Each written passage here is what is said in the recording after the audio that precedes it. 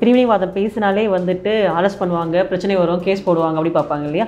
அப்போது பிரிவினைவாதம் பேசுறது கூட வந்துட்டு அரசியல்வாதிகள் பேசினா பிரச்சனை இல்லைன்ற மாதிரி இருக்கோ? வாங்க நம்ம உட்காந்து பேசுவோம், இதை பற்றி நான் பேச மாட்டோம். நீங்கள் அடிச்சிங்கன்னா நாங்கள் திருப்பி அடிப்போம். ஏன் நீங்கள் சினிமாவில் பார்த்தா ஒருத்தன் அடித்தா திருப்பி அடித்தா எல்லாம் கை தட்டுறாங்கல்ல, நம்ம ஹீரோஸ் தட்டும் போது. அவங்க நம்ம இந்தியாவை தட்டினா மட்டும் சும்மா உட்காந்துட்டு இருக்கோமா? சைனா இந்தியா பார்டர் இஷ்யூ சரியாக வந்துட்டு இந்த கட்சி வந்து சரியாக ஹேண்டில் பண்ணல அப்படின்னு குற்றச்சாட்டு வைக்கிறாங்க. என்ன கேட்டிங்கன்னா இந்த ராகுல் காந்தி மாதிரி ஆட்கள் இது வந்து காஷ்மீர் சரியாக பண்ணல, சைனா சரியாக பண்ணலன்னு சும்மா நாடை திட்டிகிட்டு போகிறாங்க பார்த்தீங்களா? இவங்களெல்லாம் அந்த 150 செக்ஷனில் புக் பண்ணி உள்ளே தரணும். பொருளாதார எல்லாரும் ஞாபகம் வச்சுக்கங்க, இக்கனாமிக் அதை எதிர்க்கிறதுக்கு ஒரு மோடியும் இந்த பக்கம் ஒரு ஜெய்சங்கரும் இருந்தால் தான் இந்த சைனாவுடைய பொருளாதார ஆக்கிரமிப்பு நம்மளால் தடுக்க முடியும். 8-9% மேக்ஸிமம் 36% இந்தியாவில் வாங்கிட்டு இருந்துச்சு. சர்க்குன்னு ஒரு ரீவைண்ட் போடுங்க, ரீவைண்ட் பட்டன் அடிங்க. 2013 மன்மோகன் சிங் இருக்கும்போது 13%, 12%, 14% வட்டி பேங்க் நம்ம சார்ஜ் பண்ணிட்டு இருந்துச்சு. அந்த டைமில் அமெரிக்காவில் வந்து 4%, 5% வட்டி சார்ஜ் பண்ணிட்டு இருந்தாங்க. சர்ன்னு ஃபாஸ்ட் ஃபோர்வர்ட் பண்ணுங்க, 2024 அங்கே வந்து 9.25% ஆயிடுச்சு அமெரிக்காவில். ஒரு நாட்டோட தரம் அப்படி இருக்குது, ஜிடிபி இவ்வளோ இருக்குது, 10ஆம் இடத்துலேருந்து 11ஆம் இடத்துலேருந்து 5ஆம் இடத்துக்கு வந்திருக்காங்கன்னா அதோடைய விளைவு, பொருளாதார விளைவு ஒவ்வொரு தனி மனிதனும் வாங்குறான் பார்த்தீங்களா காசு பேங்க்லேருந்து, அந்த வட்டி கம்மியாயிட்டு.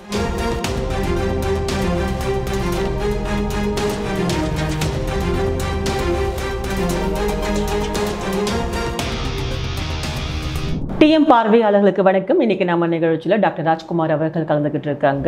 வணக்கம் சார். வணக்கம் தே. எப்படி இருக்கீங்க? ரொம்ப நாள் ஆச்சு இல்லையா? சௌக்கியம். Nice to be back on DM. Thank you. இந்த எப்படி இருக்கீங்க ஏன் கேட்க நிறைய பேர் கேட்பாங்க. ஏன் அப்படின்னா நம்ம வியூவர் சார்பாக கேட்குறேன். இதெல்லாம் ரொம்ப நாளுக்கு அப்புறம் நீங்கள் பார்க்குறீங்க, அவங்களும் உங்களை பார்க்குறாங்க. சௌக்கியம். நேர்களுக்கும் வணக்கம். So sweet of you sir. இப்போ நீங்கள் பார்த்துட்டு இருக்கீங்கல்ல சார், அரசியல் விஷயங்கள் நிறைய பார்க்குறீங்க, உலக அரசியல் விஷயங்கள் நிறைய பேர் கூர்ந்து கவனிச்சுக்கிட்டு இருக்காங்க, நிறைய காரணங்களும் இருக்குது. எஸ்பெஷலி இப்போ ராகுல் அவர்கள் அமெரிக்கா போயிட்டு வந்த பிறகு இல்லை அங்கே இருக்கும்போதே எந்த மாதிரி விஷயங்கள் நடந்தது, அதை பற்றி பொதுவாக உங்களுடைய கருத்து என்னங்க? ஸோ ஒரு தலைவன்னா நமக்குள்ள எந்த வேற்றுமைகள் அல்லது கருத்து வேறுபாடுகள் இருந்தாலும் நமது நாட்டை ஒரு அந்நிய நாட்டுக்கு முன்னால தராசுல வைக்கும்போது உயர்த்தி வைக்கணும்.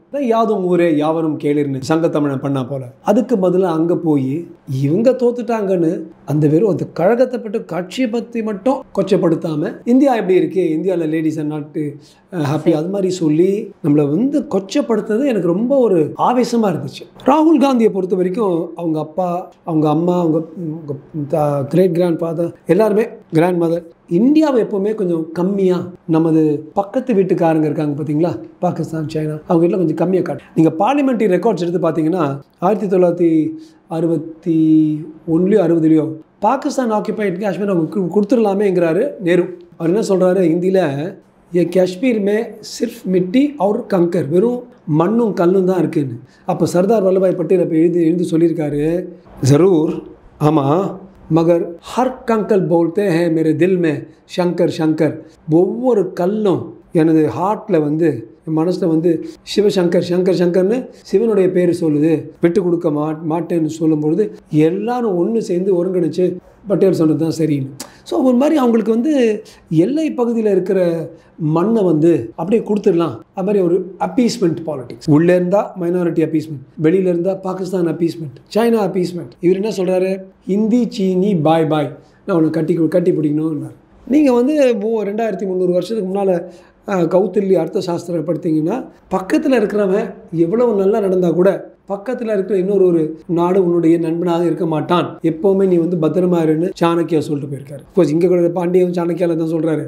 பட் அதை அவங்க கையில் எடுத்து கொடுக்கறது ராகுல் காந்தியுடைய வம்சத்திலே அந்த பழக்கம். அவர் சில பேர் சொல்கிறாங்களே வாரிசு பாலிடிக்ஸ் வரும்பொழுது இந்த வாரிசுக்கு அதே தன்மைகள் இருக்குது மரபு அனுப்பு மூலமாக. ஸோ அப்படி பார்க்கும்போது இதெல்லாம் இருக்குது. ஒரு எதிர்கட்சியாக பார்க்கும்போது காங்கிரஸ்லேருந்து பார்க்கும்போது ராகுல் இந்த மாதிரியெல்லாம் பேசுகிறாருன்னு பார்க்குறோம். அதே மாதிரி கூட்டணியில் இருக்கக்கூடிய திமுக, நம்ம முதல்வர் மு க ஸ்டாலின் அவர்கள் யூஎஸ் போகும்போது ரொம்ப புகழ்ந்து பேசியிருப்பார். 5வது இடத்துல இருக்குது பொருளாதாரத்தில் நம்ம இந்தியா, பிகாஸ் இன்வெஸ்ட்மெண்ட் பிளான்காக தானே போயிருந்தாங்க, அங்கே வந்து பெருமையாக பேசுகிறாங்க.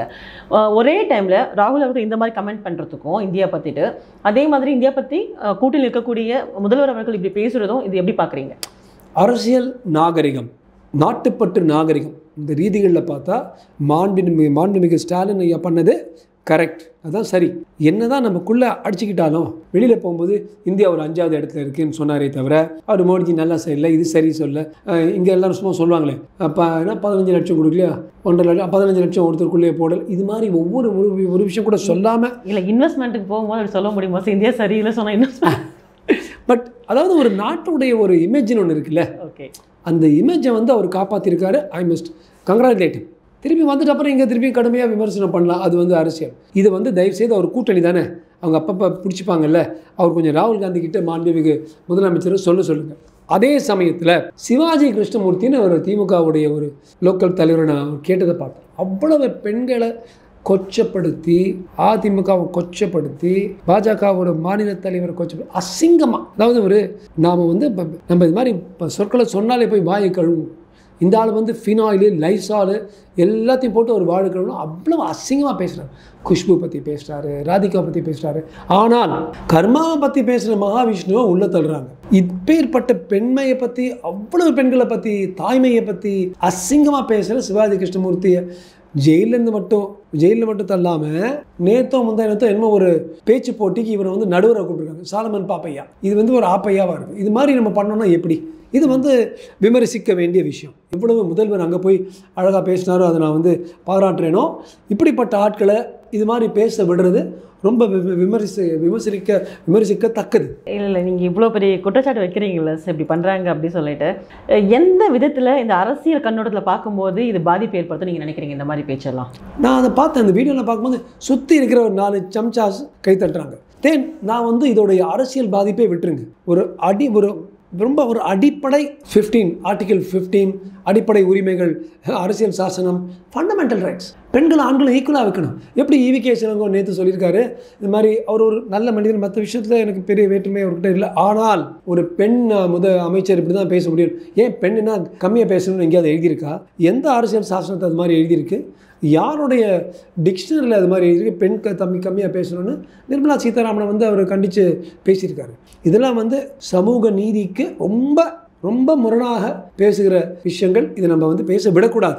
இப்போ நீங்கள் இந்த இடத்துல 2 விஷயங்கள் கம்பேர் பண்ணலாம்ல சார். கோயம்புத்தூரில் நடந்த இந்த கூட்டத்தில், ஜிஎஸ்டி கூட்டத்தில் பார்க்கும்போது நடந்த ஒரு விவகாரம் பெரிய அளவில் பேசப்பட்டது, நீங்கள் அதையும் பார்க்குறீங்க. அதே மாதிரி அப்போ வந்து விமர்சனம் ரொம்ப பலமாக இருந்துச்சு, நேஷனல் லெவலில் வந்து டெண்டாக்கப்பட்டதும் கூட.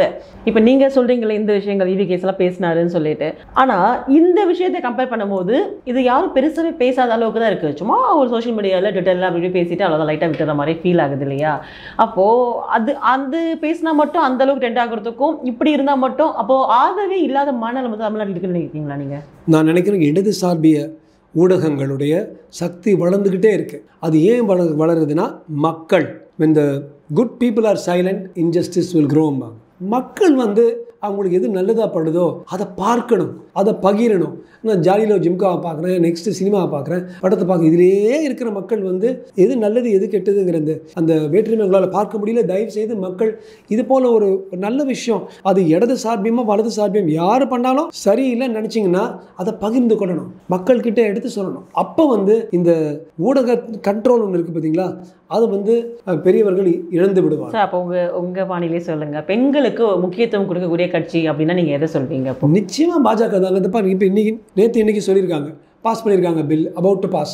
எப்படி 1 நேஷன் 1 எலெக்ஷனோ அதே போல் 33% இவ்வளோ சொல்கிறாங்க பற்றியா. அந்த சிவாஜி கிருஷ்ணன் சொல்கிறாரு, என் பொண்டாட்டியே ஒரு ஃபிகருப்பா. எந்த ஒரு அரசியல்வாதி இருங்க, ஒரு ஸ்கூல் ஸ்டூடெண்ட் இருங்க, ஒரு காலேஜ் எவனும் பேசாத அளவுக்கு என்ன, அவன் மனைவி இருந்தால் மட்டும் கொச்சப்படுத்தலாமா? யாராக இருந்தாலும் கொச்சப்படுத்தக்கூடாது. ஓகே, ஒரு பக்கம் அப்படி. இந்த பக்கம் 33% சட்டமன்றத்திலையும் நாடாளுமன்றத்திலையும் ஒதுக்கீடு பண்ணணும்னு ஒரு முனைந்து வருது ஒரு கட்சி. அப்போ எப்படி அந்த கட்சியை வந்து பெண்களுக்கு அவங்க பண்ணலன்னு சொல்ல முடியும்? அதே போல் நீங்கள் பார்த்தீங்கன்னா ஸ்மிருதி இரானி இருக்காங்க, சுஷ்மா ஸ்வராஜ் இருந்தாங்க, இப்போ நிர்மலா சீதாராமன் இருக்காங்க, வானதி அக்கா இருக்காங்க, குஷ்பு இருக்காங்க.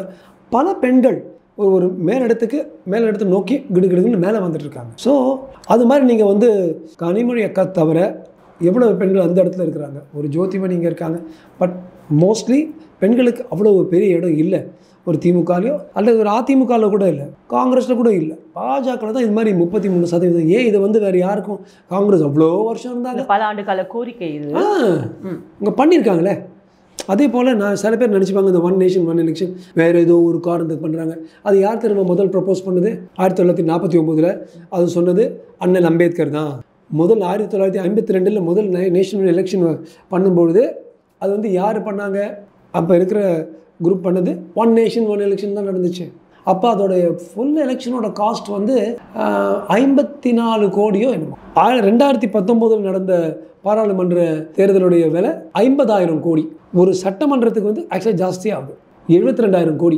ஸோ சட்டமன்ற எலெக்ஷனும் பாராளுமன்ற எலெக்ஷனும் ஒவ்வொரு எலெக்ஷனுக்கும் ஏறக்குறைய 50,000 to 60,000 கோடி போகுது. ஸோ அதை ஒன்றாக்கிட்டோம்னா ஒரு 30,000 to 40,000 கோடி வந்து கஜானாவில் வந்து மத்திய அரசு கஜானாவில் வந்து அவங்களுக்கு சேவிங் ஆகுது. அதை வந்து நம்ம தொழிலாளிகளுக்கு கொடுக்கலாமே, அதை வந்து விவசாயிகளுக்கு கொடுக்கலாமே, பெண்களுக்கு கொடுக்கலாமே, ஏழைகளுக்கு கொடுக்கலாமே, அப்படி யோசிக்கணும். சிக்னிஃபிகண்ட் சேவிங் ஆகும். அதே ப்ராசஸ் தான். அப்போ நீங்கள் கேட்கலாம் 52 அம்பேத்கர் வச்சு சொல்லும்பொழுது எல்லாம் ஒன்றா பண்ணிட்டு இருந்தாங்க. இப்போ ஏன் தனித்தனியாக நடக்குது?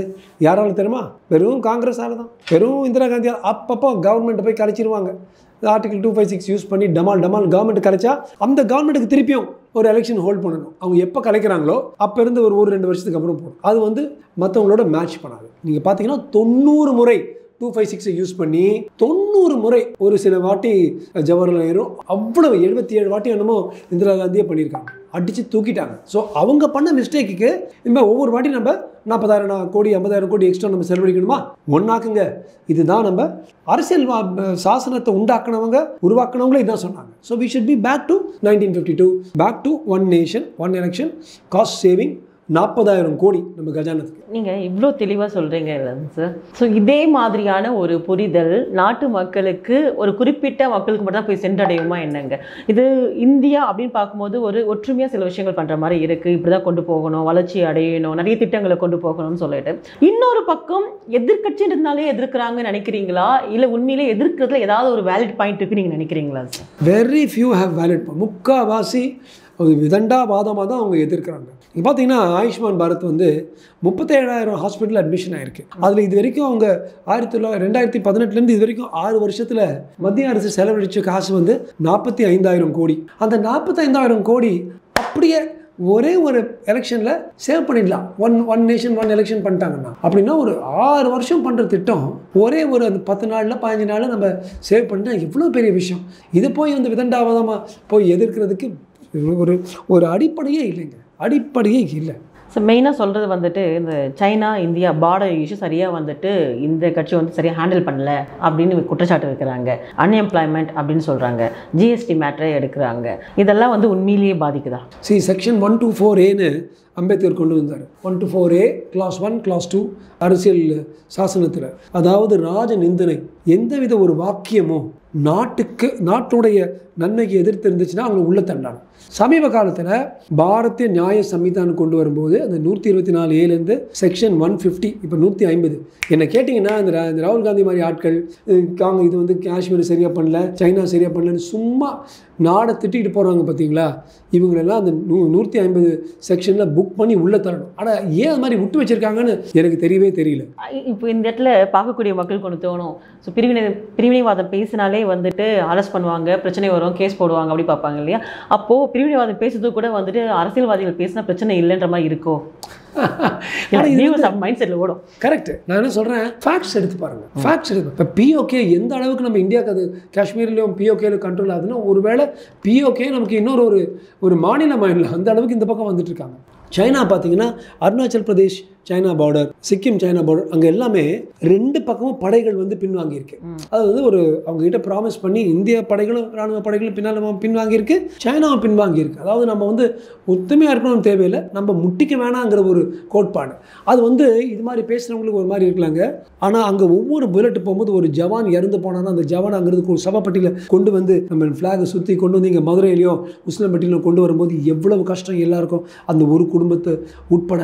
இதை வந்து நம்ம அவாய்ட் பண்ணுறதுக்கு சைனாவோட அந்த பேக் ஆஃப் மூமெண்ட்னு இருக்குது. 2 பக்கமும் பின்னால் 24-22 கிலோமீட்டர் பின்னால் வாங்கியிருக்காங்க. அது ஒரு பெரிய ஸ்டெப். அப்படின்னா அவங்க வந்து அந்த நில ஆக்கிரமிப்பு உள்ளே வந்துருந்தாங்க அருணாச்சல் பிரதேஷ், அதை ஓரளவுக்கு பிளாக் பண்ணுறோம். இதெல்லாம் பெரிய நல்ல விஷயம் அவர் பண்ணது, மோடிஜியும் சரி அல்லது நம்ம ஜெய்சங்கர் சரி தான் சொன்னார்ல. மேலே பாகிஸ்தான் பொறுத்த வரைக்கும் அவங்க அது மாதிரி நம்ம we could not reach up truce. So அவங்க பின்னால் இல்லை, அந்த எல்லையிலே 2 பேரும் முட்டிகிட்டு இருக்கிறோம்.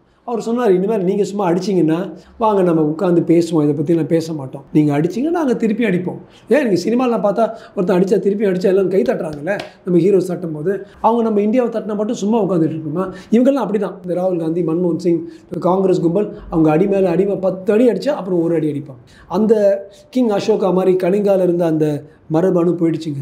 இப்போ ஒருத்தனுக்கு ஒரு வீரம் இருக்கணும், போய் நிற்கணும், ஒரு வல்லரசாக இருக்கிறதுக்கு அவங்க காங்கிரஸ் வழிவகுத்த ரூட் இல்லைன்னு நிரூபிச்சிருக்காரு, ஊர்ஜிதப்படுத்தியிருக்காரு நரேந்திர மோடி. ஸோ நீங்கள் இப்போ சைனா பற்றி சொல்லும் போது அப்படியே நம்ம இந்தியா பார்டர் ப்ளஸ் இந்தியா சுற்றி இருக்க விஷயங்களும் பார்க்கலாம் சார். மாலத்தீவு ஒரு பக்கம் எடுத்துக்கலாம், ஸ்ரீலங்கா ஒரு பக்கம் எடுத்துக்கலாம். இப்போ பங்களாதேஷ் இஷ்யூ இதெல்லாமே இருக்குது இல்லைங்களா? ஸோ இது எப்படி நீங்கள் கனெக்ட் பண்ணி பார்க்குறீங்க சார்? உலக அரசியல் எப்படி நீங்கள் பார்க்குறீங்க? மாலத்தீவில் மொய்சு அவர்கள் வந்து இப்போ திரும்ப இந்தியாவுக்கு இப்போ வராங்க. ஆமாம், பண்ணுறாங்க. அது வந்து முத்துக்கள் செயின் ஸ்ட்ராட்டஜின்னு பேர், நெக்லஸ் ஆஃப் பேர்ல்ஸ். சைனா என்ன பண்ணுறான், இந்தியாவை சுற்றி, இந்தியாவுக்கு வந்து 3 படம், அது வந்து ஒரு முக்கண்டம் தானே, 3 பக்கம். ஸோ 3 பக்கமும் எங்கெல்லாம் சமுத்திரம் இருக்கோ அங்கே வந்து ஸ்ட்ராட்டஜிக் போர் திறன் உள்ள தீவுகளையும் போர்ட்ஸ் ஹார்பர்களையும் எடுத்து அங்கேருந்து இந்தியாவை பார்த்து கன்ஸ். அது இந்த பக்கம் மாலத்தீவு, அந்த பக்கம் பங்களாதேஷ், இந்த பக்கம் ஸ்ரீலங்காவில் வந்து 2 இடம், த்ரிங்கோமலி அப்புறம் ஹம்பன்தோட்டா.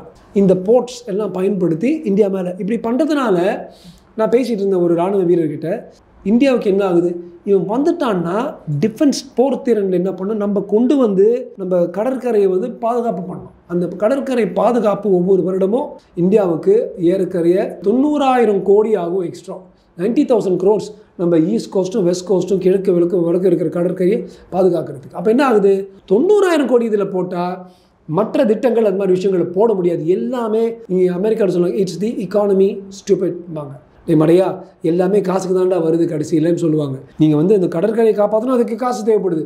அப்போ திட்டத்துக்கோ வறுமை கோட்டு கீழே இருக்கிற மக்களுக்கோ கொடுக்குறதுக்கு காசு இருக்காது. அது மட்டும் இல்லை, அந்த ஸ்பெண்டிங் அதிகமானால் டாலரை எதிர்த்து வைக்கும் போது நம்ம கம்மி போயிட்டுருக்கோம். இது வந்து அமெரிக்காவுக்கு வேணும். அமெரிக்காவுக்கு எவ்வளவு மற்ற நாடுகளை வந்து டீஸ்டபிளைஸ் பண்ணுறாங்களோ அவ்வளவு அவங்க டாலருடைய சக்தி மேலே இருக்கும். இப்போ நீங்கள் மாலத்தீவு எடுத்தீங்கன்னா டாலரை எதிர்த்து அவ்வளோ கம்மியாக கடந்துருச்சு போயிடுச்சு இந்த மாலத்தீவின் ரூபாயா. அப்போ ஒன்றுமே வாங்க முடியாது. லிமிடேஷன்ஸை கொண்டு வந்திருக்காங்க சார். டாலர் யூசேஜ் வந்து கம்மியாக இருக்கணும்னு சொல்லியிருக்காங்க. அந்த அளவுக்கு திரும்ப நம்ம ரீபே பண்ண முடியலன்னு சொல்லியிருக்காங்க. அவங்க வாடுறதே கம்ப்ளீட்டாக இந்த அவங்க கொஞ்சம் காசு தான். அங்கே பார்த்தீங்கன்னா 250,000 பேர் தான். அண்ணா நகரில் வந்து 10 தெரு தான் மாலத்தீவு. நான் நிறைய முறை போயிருக்கேன், ஸ்கூபா டைவிங்கில் அங்கே போய் பண்ணிட்டு வருவேன். 10 தெரு தான்.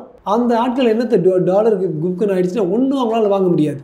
அதில் ஃபியூ எக்ஸ்போர்ட்டர்ஸ் இருக்காங்க, டாப்பானுங்க, மீன் எக்ஸ்போர்ட் பண்ணோம், அவங்க மட்டும் சம்பாதிப்பாங்க, பாக்கி எல்லோரும் காலி. இதனால தான் இதை புரிஞ்சுட்டு இந்த மியூட்ஸு இப்போ நான் வராரு, தட்டை தூக்கிட்டு வராரு இந்தியாவுக்கு. சைனாவும் கைவிட்ட மாதிரி ஆகிடுச்சு. ஆமாம், இதே தான் ஸ்ரீலங்காவும் ஆகிடுச்சு. சைனா பண்ணுறது பொருளாதார, எல்லோரும் ஞாபகம் வச்சுங்க, இக்கனாமிக். அதை எதிர்க்கிறதுக்கு ஒரு மோடியும் இந்த பக்கம் ஒரு ஜெய்சங்கரும் இருந்தால் தான் இந்த சைனாவுடைய பொருளாதார ஆக்கிரமிப்பு நம்மளால் தடுக்க முடியும். இதுதான் இந்த ஜியோ பாலிட்டிக்கல் எக்கனாமிக்ஸ். அப்போ இவ்வளோ விஷயத்தையும் ஒரு பிரதமராக எல்லாத்தையும் முன்னோக்கி பார்த்து செஞ்சுட்டு இருக்கும் பொழுது கூட இங்கே வரக்கூடிய இந்த எதிர்வினைகளை உள்நாட்டில் எப்படி சமாளிக்க முடியும் ஒரு பிரதமரால் அப்படின்ற மிகப்பெரிய கேள்வியும் இப்போ இருக்குல்ல சார்? சேலஞ்சாக இருக்குமோ? லார்ஜஸ்ட் டெமோக்ரஸி இந்த வேர்ல்டுங்க, 1.47 பில்லியன் பீப்புள். ஒவ்வொருத்தருக்கும் ஒரு ஒப்பீனியன். அதுவும் நீங்கள் சோஷியல் மீடியாவில் பார்த்தா ஒவ்வொருத்தரும் அவரே ஒரு பிரதமர் மாதிரி, அவனே ஒரு பிரைம் மினிஸ்டர், மோடி இப்படி பண்ணிடக்கூடாது, நாங்கள் சைனாவோட போவோம், நாங்கள் தமிழர்கள், இது மாதிரி ரபிஷ் எழுதுறாங்க. ஸோ ஒரு மெஜாரிட்டி, பெரும்பான்மை மக்கள், அதாவது நான் not talking only but Hindus, பெரும்பான்மையினர் ஜனத்தொகையில் 90% எவ்வளோ அவங்களுக்கு சாட்டிஸ்ஃபை பண்ண முடியுமோ அந்த மனுஷன் பாவம் பண்ணிகிட்டு இருக்காங்க, தூங்காமல் ஓடும். எனக்கு சில விமர்சனங்கள் இருக்குது. இப்போ நான் கூட ரீசெண்டாக கோயின்னு கத்திக்கிட்டு இருந்தேன், பாரத் ரத்னா நீங்கள் வாவு சிதம்பரம் பிள்ளைக்கு கொடுங்க, பாரத் ரத்னா நீங்கள் செம்பகராமன் பிள்ளைக்கு கொடுங்க மிஸ்டர் மோடின்னு சொல்லி பிரதமரை பார்த்து நானும் கத்திக்கிட்டு இருந்தேன். சில விமர்சனங்கள் எனக்கும் இருக்குது. ஆனால் ஓவரால் பார்த்தீங்கன்னா அவர் பண்ணுற ப்ளஸ் மைனஸ்லாம் எடுத்து பார்த்தோம், ஒரு தராசில் வச்சு பார்த்தோம்னா அந்த அளவுக்கு அவ்வளோ அருமையாக அவர் வேலை பண்ணியிருக்காரு. கட்டாயமாக நம்ம 1947 இது வரைக்கும் பார்த்தீங்கன்னா 1947 கடந்த இந்த 75 வருடங்களில் வேறு எந்த பிரதமரும் இயங்காத ஒரு அளவுக்கு இந்தியாவுக்கு ஒரு பேர் எடுத்து கொடுத்துருக்காரு. இப்போ நம்ம டாலர் பாருங்கள், இங்கே நம்ம பேக்கில் எல்லோரும் இது கேர்ஃபுல்லாக கேளுங்க, காசு தானே முக்கியம். 8லேருந்து 9% மேக்ஸிமம் 9-10% இந்தியாவில் வாங்கிட்டு இருந்துச்சு. சர்க்குன்னு ஒரு ரீமைண்ட் போடுங்க, ரீமைண்ட் பட்டன் அடிங்க, 2013 மன்மோகன் சிங் இருக்கும்போது 13%, 12%, 14% வட்டி பேங்க் நம்ம சார்ஜ் பண்ணிட்டு இருந்துச்சு. அந்த டைமில் அமெரிக்காவில் வந்து 4%, 5% வட்டி சார்ஜ் பண்ணிட்டு இருந்தாங்க. சர்ன்னு ஃபாஸ்ட் ஒர்க் பண்ணுங்க, 2024 அங்கே வந்து 9.25% ஆயிடுச்சு அமெரிக்காவில். இப்போ நம்ம வந்து 9%, ரெண்டும் சேம். இப்போ நாளைக்கு யுஎஸ் காங்கிரஸ் மீட் பண்ணுறாங்க. யுஎஸ் காங்கிரஸ் இந்த பார்ட்டி இல்லை, அவங்க பார்லிமெண்ட் மீட் பண்ணி ஒரு 0.25%, 0.25% ஆகுது அவங்களுடைய வட்டியை வந்து கம்மி பண்ணுறதுக்கு ஆயத்தம் ஆகுறாங்க. ஏன்னா அவ்வளோ கஷ்டப்படுறாங்க அமெரிக்கன்ஸ், அவ்வளோ கஷ்டப்படுறாங்க. ஏன்னா அவங்களுக்கெல்லாம் 3-4% வாழ்ந்தவங்க. 9.25 போயிருக்கு. நான் 13, 14, நான் வந்து 17, 18 கட்டியிருக்கேன் 2007, 2008 ரிசெஷன் வரும்போது எங்கள் ஹாஸ்பிட்டலில் ஓட்டுறது. இப்போ வந்து அது 9% ஆயிருக்கு. ஏன்னா அவ்வளோ சீக்கிரமாக வராது. நம்ம ஒரு நாட்டோட தரம் அப்படி இருக்குது. ஜிடிபி இவ்வளோ இருக்குது, 10ஆம் இடத்துலேருந்து 11ஆம் இடத்துலேருந்து 5ஆம் இடத்துக்கு வந்திருக்காங்கன்னா அதோடைய விளைவு, பொருளாதார விளைவு ஒவ்வொரு தனி மனிதனும் வாங்குறான் பார்த்தீங்களா காசு பேங்க்லேருந்து, அந்த வட்டி கம்மியாகிட்டு. ஆமாயா கொஞ்சம் டேக்ஸ் அதிகமாக தான் இருக்குது, நானும் கஷ்டப்பட்டு தான் கட்டுறேன். அந்த டேக்ஸ்க்கு 42% என் கிளாஸ்மேட்ஸ்லாம் கட்டிட்டு இருக்காங்க இங்கிலாண்டில். இங்கே வந்து கொஞ்சம் ஜிஎஸ்டி அங்கங்கே 18, 15, நம்மளுக்கு எல்லாமே ஓசியாக வேணுமே, எல்லாம் ஃப்ரீயாக வேணுமே. கொஞ்சம் டேக்ஸ் அதிகமாக இருந்தால் தான் ஓவரால் அது மக்களுக்கு வரும். ஆமாம், இது ஒரு 3-4 பேர், நான் பேரை இங்கே சொல்ல மாட்டேன், கொஞ்சம் எல்லாத்தையும் அடிச்சிட்டு இருப்பாங்க, இங்கே எல்லாத்தையும் வாங்கிட்டு இருப்பாங்க. அதெல்லாம் தாண்டியும் சாதாரண சாமானிய மனிதனுக்கு கம்மியான வட்டிக்கு பேங்க்கில் கிடைக்குது, அவனுக்கு சாப்பாடு கிடைக்குது, அவனுக்கு ஓரளவுக்கு பாதுகாப்பு கிடைக்குது. எங்கேயும் நீங்கள் பார்த்தீங்கன்னா அவ்வளோ ஒரு சராசரி 17-18 நாட்களுக்கு ஒரு 10 வருஷம் காங்கிரஸ் இருக்கும்போது அவ்வளோ இருந்திருக்கு. அண்டு 30-40 நாளுக்கு ஒரு இப்போ பார்த்தீங்கன்னா 10-11 வருஷத்துல ஒன்றே ஒன்று தான் கோயம்புத்தூரில். நான் அந்த இடத்துக்கு கூட போய் பார்த்தேன், அந்த கோயிலுக்கு முன்னால் ஒரே ஒரு பம். ஸோ இதெல்லாம் மக்கள் வந்து கருதி யாருடைய வாழ்வியல், யாரோட வாழ்வாதாரம் மேம்படுதுன்னு யோசிக்கணும். தயவுசெய்து யோசிங்க. இந்தியாவுக்குள்ளே இவ்வளோ பிரச்சனைகள் நம்ம பேசுகிறோம் இல்லைங்களா சார்? இப்போது காங்கிரஸ் அப்படின்னு எடுத்துக்கும் போது ராகுல் யூஎஸில் போயிட்டு சில விஷயங்கள் சொல்கிறாரு. இப்போ நம்ம பர்சன்டெல்லாம் பேசி இருந்துடும் எவ்வளோ வந்து இன்ட்ரெஸ்ட் ரேட்டெல்லாம் இருக்குன்னு. இந்த கம்பேரிசன் வந்து பார்த்திங்கன்னா விஷயம் தெரிஞ்சவங்களுக்கு இருக்கும். ஆனால் பரப்புரை அப்படி பார்க்கும்போது டேக்ஸ் அதிகம் அப்படின்னு ஒரு காமனாக எளிய மக்களுக்கு புரியுற மாதிரி ஒரே ஒரு வார்த்தை பரப்புரையாக மாறுது இல்லையா? இப்போ அந்த அண்டர்ஸ்டாண்டிங்கே இல்லாமல் இருக்கும் பொழுது அப்போ எந்த மாதிரியான யுக்திகளை வந்துட்டு பிஜேபி இன்னும் கையாண்டா நல்லாயிருக்கும், எஸ்பெஷலி ஃபார் தமிழ்நாடு மக்கள்? நான் நினைக்கிறேன் நல்ல கேள்விங்க இது. வந்து நம்ம தமிழ்நாடு மக்கள் கேட்குறாங்களோ இல்லையோ, டெல்லியில் கேட்கணும். அதாவது எந்தவித விஷயமும் ஒரு கட்டுரைப்பு நேரட்டிவ்ங்கிறது ரொம்ப முக்கியம். எல்லாருக்கும் தெரியும் அப்பேற்பட்ட பொய்களை அப்பத்தமான பொய்களை வந்து உண்மையாக்கணும். கெபல்ஸ் 1935 45 ஹிட்லர்ஸ் ஆகுது வரைக்கும் ஒரு விஷயம் திருப்பி சொல்லி வெவ்வேறு திசையிலேருந்து சொல்லி அது உண்மையாக்கலாம். அதை வந்து தமிழ்நாடுல பாஜக நல்லாவே பண்ணலைங்க. நான் ரொம்ப கண்டிக்கிறேன், விமர்சிக்கிறேன். ஒரு சிலர் 2-3 பேர் மட்டும் நம்ம அப்பப்போ கொஞ்சம் அப்படி ஏற்றி விட்டால் பார்த்தாங்க. நம்ம மாநில தலைவர் ரொம்ப நல்ல வேலை பண்ணிட்டு இருக்காரு. ஆனால் இது மாதிரி மோடி இப்படி பண்ணுறாரு, பொருளாதாரத்தில் இதெல்லாம் நடந்துகிட்ருக்கு, இது மாதிரி எடுத்து சொல்லணும். அது சொல்லாதது தான் அவங்களுடைய ஃபெயிலியர். போன பாராளுமன்றத்தில் அவங்க தோற்றது 2 காரணம் தான். போதிய அளவுக்கு இந்த பரப்புரை செய்யாதது. நீங்கள் சரியாக சொன்னீங்க, அவங்க கேட்டுட்ருக்காங்கன்னு நினைக்கிறேன். பரப்புரை சரியாக செய்யாததும் அஃப்கோர்ஸ் கூட்டணி விவகாரத்தில் கொஞ்சம் எக்ஸ்ட்ரா கான்ஃபிடன்ஸ், ஓவர் கான்ஃபிடண்ட்டாக இருந்தது தான் அவங்க பண்ண 2 பெரிய தவறுகள். மற்றபடி ஒரு திட்டங்கள் எடுப்பதோ திட்டங்கள் இயக்குவதோ ரொம்ப நல்லா பண்ணாங்க மற்ற விஷயங்கள். ஓகே சார், லாஸ்ட்டாக ஒரு 2 கொஷின் இருக்குது. ஒன்று வந்துட்டு ஜியோ பொலிட்டிக்கல் நம்ம பேசும்போது ஒன்று சொல்லிடுறேங்க சார். இப்போது பாஜக மத்தியில் ஆளக்கூடிய பாஜக என்னென்ன விஷயங்கள் எடுத்து வைக்கிறாங்க அப்படின்னு பார்க்கும்போது உள்நாட்டு உற்பத்திக்கு ரொம்ப இம்பார்ட்டன்ட். மேக் இன் இந்தியா தான் இருக்கணும் எல்லாமே அப்படி சொல்லிட்டு, எல்லாம் நிறைய எக்ஸ்போர்ட் பண்ணணும்னு சொல்லிட்டு, அதே மாதிரி சுயமாக எல்லாமே வந்து சுய தொழில் பண்ணுங்க அப்படின்னு நல்லா வந்து என்கரேஜ் பண்ணுறாங்க. ஸோ அன்எம்ப்ளாய்மெண்ட் அப்படின்னு பார்க்கும்போது அதுக்கு இங்கே வந்து நம்ம ஒரு கவுண்டர் கொடுக்குற மாதிரி இருக்குது. இந்த பக்கம் வரும்போது அதுக்கேற்ற மாதிரி மற்ற விஷயங்களும் சொல்லலாம். மற்ற நாடும் டைப் பண்ணுறதுலையும் ஸ்மூத்தாக கொண்டு போகிறது எல்லாமே வந்து பாசிட்டிவாக தான் இருக்குது. இப்படி இருக்கும்போது காங்கிரஸுக்கு யூஎஸை நம்பி அங்கே போயிட்டு இந்தியா பற்றி விமர்சனம் வைக்கிறதும் மற்ற நாடுகளோட லெஃப்டிஸ்டோட சப்போர்ட்டும் தேவை. அதாவது உள்ளுக்குள்ளே தேடாமல் பல வெளிநாட்டில் மட்டும்தான் தேடக்கூடிய அவசியம் வருது இல்லைங்களா? அதை எப்படி புரிஞ்சுக்கிறது சார் ஒட்டுமொத்தமாக மக்கள்? ஒன்று இந்தியாவுக்குள்ளவே பேசணும், இல்லை இந்தியாவுக்குள்ள இருக்கக்கூடிய எதிர்கட்சிகள் கூட்டணி, INDA கூட்டணி இருக்கு, அந்த லெவலில் இல்லாமல். ஏன்னா இப்போ பிஜேபி எடுத்துக்கிட்டா இப்போ பிரதமரோ இல்லை மற்றவங்கலாம் போயிட்டு வெளியில் இந்த மாதிரி பேசிக்கிட்டு இருக்காங்க, கேள்வி வருது இல்லையா? இது எப்படி எடுத்துக்கலாம்? ஒரு குயிக் மேட்டர், எல்லாரும் தயவுசெய்து இந்த வீடியோ போடுங்க மக்கள். நீங்கள் பாருங்க, INDA அலையன்ஸ்னு எல்லாருக்கும் தெரியும். அது பேர் இண்டி I.N.D.I. அலையன்ஸ். அந்த ஏங்கிறது அலையன்ஸ். அவர் திருப்பி அடித்து சொல்கிறாரு அமெரிக்காவில் ராகுல் காந்தி. அது வந்து இண்டி அலையன்ஸ் இல்லை, that's a narrative by the opposition, by the BJP. It is India alliance. அப்போ ஒருத்தர் அமெரிக்கன் கேட்குறான், அது இந்தியா அலையன்ஸ்னா அப்போ ஏ வருதே, அந்த ஏ என்னடனா ரொம்ப நேரம் யோசிச்சுட்டு ரூம் போட்டு யோசித்து வடிவேறு சொல்கிற போல் அப்புறம் ஏ இஸ் அலையன்ஸ்னு திருப்பி சொல்கிறாரு. அவங்க எல்லாம் சிரிக்கிறாங்க. அந்த அளவுக்கு ஒரு ஆழம் இருக்குது, ஒரு பரவல் இருக்குது அவருடைய ஞானம், ஒரு விஞ்ஞானம். அதாவது சும்மா மக்கள் என்ன திருப்பி எடுத்து பார்க்கணுன்னா ஒரே ஒரு சின்ன எக்ஸாம்பிள் சொல்லுங்கள். 2010 வரைக்கும் 40,000 to 50,000 கோடிக்கு இந்தியா வந்து இறக்குமதி பண்ணிட்டு இருந்தோம். கன்ஸு, MiG-21 பிளேன்ஸ், இது மாதிரி நீங்கள் ரங் தே பசந்தின்னு ஒரு ஃபேமஸ் படம் கூட வந்துச்சு. அந்த யூஸ்னஸ் ஃபில் அமீர் கான் எடுத்தான். அந்த படத்தில் வந்து இந்த MiG-21 ரஷ்யாவிலேருந்து வாங்கி அந்த பிளேன்ஸ் அவ்வளோ சரியில்லை. ஆனால் அந்த படம் ரொம்ப நல்ல படம். அந்த பிளேன் சரியில்லாதனால பைலட்ஸ் இறந்து போயிட்டு இருந்தாங்க. அதை சுட்டி காட்டிருந்தது. எனக்கு தெரிஞ்ச ஒரு 2 பைலட்ஸ் இறந்துருக்காங்க அந்த MiG-21. ஏன்னா அந்த பிளேன்ஸ் அவ்வளோ சரியில்லை. ஆனால் வேறு வழி இல்லை, நம்மக்கிட்ட இல்லை. ஸோ அந்த ஃபைட்டர்ஸை வந்து நம்ம ரஷ்யாக்கிட்டேருந்து வாங்கிட்டு இருந்தோம். ஆனால் இப்போ 2014-15 வந்து இந்த ஆத்ம நிர்பார் பாரத் ஆரம்பிச்சிட்ட அப்புறம் எந்த 40,000 கோடிக்கு நம்ம இறக்குமதி பண்ணிட்டு இருந்தோமோ இந்த முறை 2023-24 52,000 கோடிக்கு நம்ம ஏற்றுமதி பண்ணியிருக்கோம். ஓவரால் நீங்கள் பார்த்தீங்கன்னா ஒரு 100,000 crore டிஃப்ரென்ஸ். அப்போ எல்லாரும் கேட்பாங்க, ஆனால் அந்த அளவுக்கு காசு இல்லையே, டேக்ஸ் பண்ணுறாங்க. ஓவரால் மக்களுடைய வாழ்வாதாரம் ரெண்டும் பார்த்தீங்கன்னா அவ்வளவு உயர்ந்திருக்கு. கம்பேர்ட் டு சே 2005-2000 எவ்வளோ வீட்டில் டிவி இருந்துச்சு, எவ்வளோ வீட்டில் இன்டர்நெட் இருந்துச்சு, எவ்வளோ வீட்டில் செல்ஃபோன் இருந்துச்சு, எவ்வளோ வீட்டில் கார் இருந்துச்சு, எவ்வளோ வீட்டில் மோட்டார் பைக்ஸ் இருந்துச்சு, எவ்வளோ வீட்டில் ஒரு சின்ன பேங்க் பேலன்ஸ் இருந்துச்சு, எவ்வளவு விவசாயிகள் வந்து தற்கொலை பண்ணிட்டு இருக்காங்க. இதெல்லாம் கூட்டி பார்த்து பார்த்தீங்கன்னா ஓவரால் மக்களுடைய வாழ்வாதாரம் வந்து வளர்ந்துட்டுருக்கு. எனக்கு தெரிஞ்சுங்க, நான் வந்து 5 வருஷம் இங்கிலாந்து அமெரிக்காவில் இருந்துட்டு வந்தவன். சமீபத்தில் கூட 3-4 வருஷம் துபாயில் இருந்துட்டு வந்தவன். முதல் முறையாக என் வாழ்க்கையில் அவ்வளவு பேர் வெளிநாட்டிலேருந்து இந்தியர்கள் திரும்பி வந்து இங்கே நம்ம செட்டில் பண்ணுவோம். அஃப்கோர்ஸ் இந்த ஆர்ஜி கார் நடந்தது கேட்டது நிறைய பேர் பேக்கப் பண்ணிட்டாங்க. பட் இது மாதிரி விஷயங்கள் நம்ம சரிப்படுத்துகிறோம். முதல் முறையாக நடந்திருக்கு. ஸோ அதெல்லாம் பார்த்து அப்பேற்பட்ட ஒரு பொன்னான காலத்தில் நம்ம வாழ்ந்துட்டு இருந்தோம். நான் வந்து யாருக்கும் சிங்சக் இல்லைங்க, டிஎம்கேக்கு சிங்சக் இல்லை, பாஜகவும் சிங்சக் இல்லை. ஆனால் மோடி கொண்டு வந்த மாற்றங்கள் இப்போ நமக்கு புரியலனா கூட பல வருடங்கள், பல நூற்றாண்டுகள் கூட இந்தியாவில் வந்து ஒரு திருப்பு முனையாக இருந்துச்சு. பொருளாதாரத்திலையும் வல்லரசு ஆகிற ஒரு காலத்திலும் பேசப்படுங்கிறதுல எனக்கு வந்து எந்தவித ஒரு சின்ன சந்தேகமும் இல்லை. சார் ஓகே, இப்போ உலக அரசியல்லாம் பார்த்துட்டு அப்படியே உள்ளூர் அரசியலுக்கு வந்துடலாங்க சார். நெக்ஸ்ட் எலெக்ஷனுக்கு என்ன சார் பிளான் வச்சுருக்கீங்க? இப்போது இல்லை இந்தியாவுக்கு யார் வேணும்னு சொல்லிட்டீங்க, தமிழ்நாட்டுக்கு யார் வேணும்னு கேட்கணும் இல்லையா? நல்ல அரசியல்வாதிகள் வரட்டுங்க, அதான் மக்கள்கிட்ட சொல்லுவேன். கொஞ்சம் யோசித்து தயவுசெய்து இந்த பிரியாணி கேஷ் மட்டும் வாங்காமல் ஒரு எலெக்ஷன் நடக்கணும். போன சட்டமன்ற தேர்தலில் இங்கே ஒரு எம்எல்ஏ கிட்ட பேசி அதே நாள் அன்னைக்கு அங்கே குஜராத்தில் ஜெயிச்ச ஒரு கண் டாக்டர் கிட்ட அந்த அம்மா கிட்ட கேட்டேன், எவ்வளோ நீங்கள் செலவழிச்சிங்கன்னு. 13 லட்சம் செலவழித்து நான் எம்எல்ஏ ஆனேன் சார். நிஜமாக சொன்னீங்களா?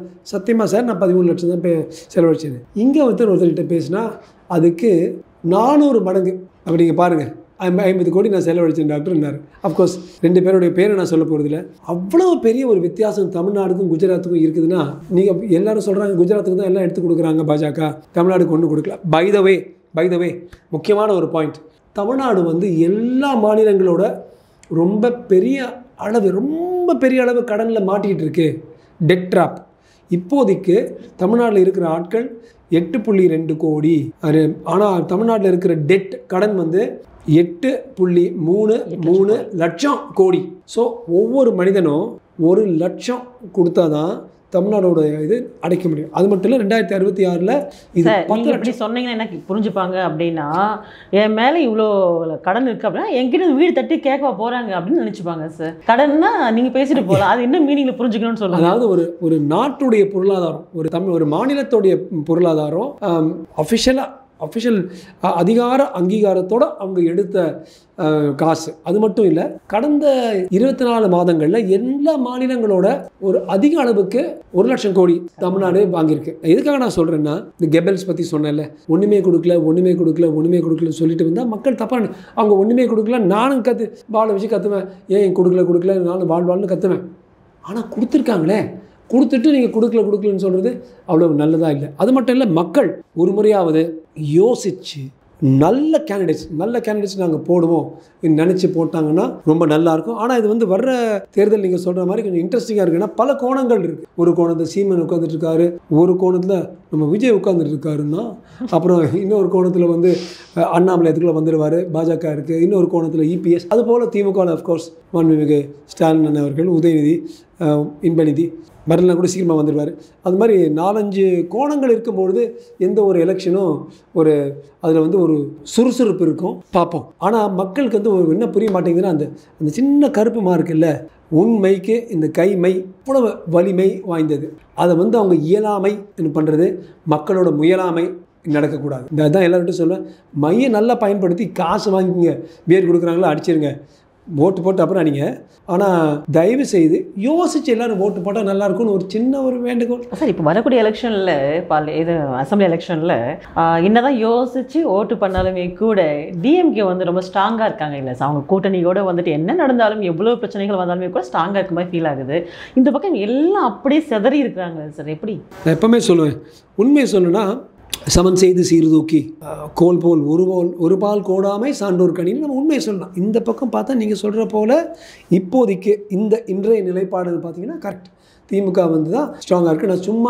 நான் வந்து ஒரு மோடி பக்தங்கிறதுனால திமுக ஒன்றும் இல்லைன்னு சொல்ல மாட்டேன். அது சிவாஜி கிருஷ்ணமூர்த்தி மாதிரி ஆட்கள் ருட்டீனாக சொல்லுவாங்க, வச்சுக்கோங்க, அது அவங்க ஸ்டைலு.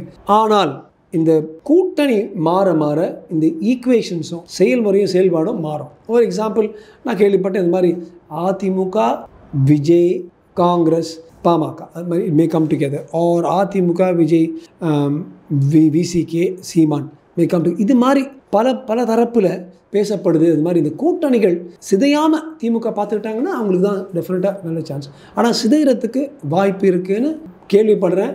ஆனால் 18 மாதத்தில் என்ன வேணால் ஆகலாங்கிறது உண்மை. ஓகேங்க சார். அப்படியெல்லாம் இருந்ததுன்னா உங்களுடைய முடிவு எப்படி சார் இருக்கும்? நீங்கள் ஏதாவது ஒரு கட்சி வந்தால் நல்லாயிருக்கும் அப்படின்னு நினச்சிங்கன்னா யாருக்கு சப்போர்ட் பண்ணுவீங்க? ஐயோ, கஷ்டமான கேள்வியெல்லாம் கேட்குறீங்க தேன்.